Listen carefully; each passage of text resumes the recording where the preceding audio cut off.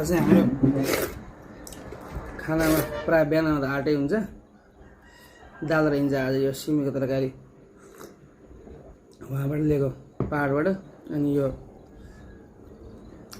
पर्सीको मन्टा, खुर्सानी, टमाटर चटनी। बिहानको खाना यस्तो हुन्छ।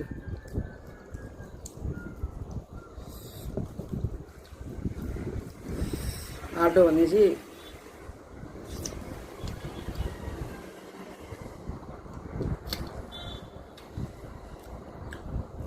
मान्छेले जब मैले खाना खान लाग्यो नि साथीहरू छेउछाउमा बसेका साथीहरू घिनाउँछन् क्या, के खाइयो यस्तो यार, यसरी खाने भने टक टक टक यस्तो मुख पनि नखोल्ने भन्छन्।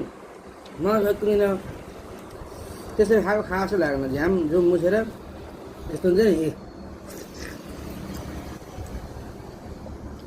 झर्याप झर्याप हुने गरेर क्या, त्यस्तरी बल्ल खास लाग्छ। चम्चाले खान्छ मजा। कसरी सकिन्छ अरे त्यसरी चम्चाले खाने त?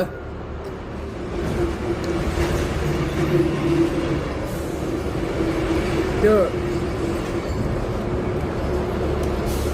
खिलै आउन्न क्या।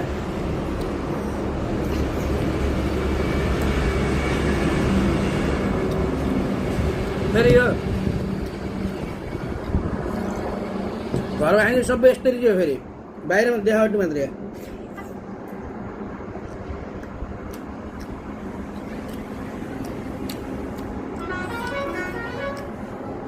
यसको खासियतै त्यो खुर्सानीको पनि तपाईँले थाहा पाउनुहुन्छ कि नै, मैले टेस्ट थाहा पाउँछु क्या। ए हुन्छ नि पुरै गाडा जिम्रोमा लाग्ने पिरो हुन्छ नि,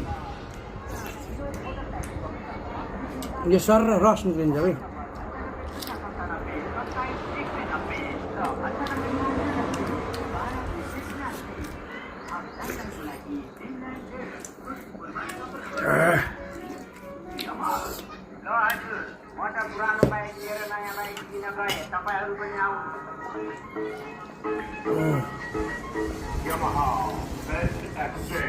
मेरो खाने स्टाइल चाहिँ यस्तै।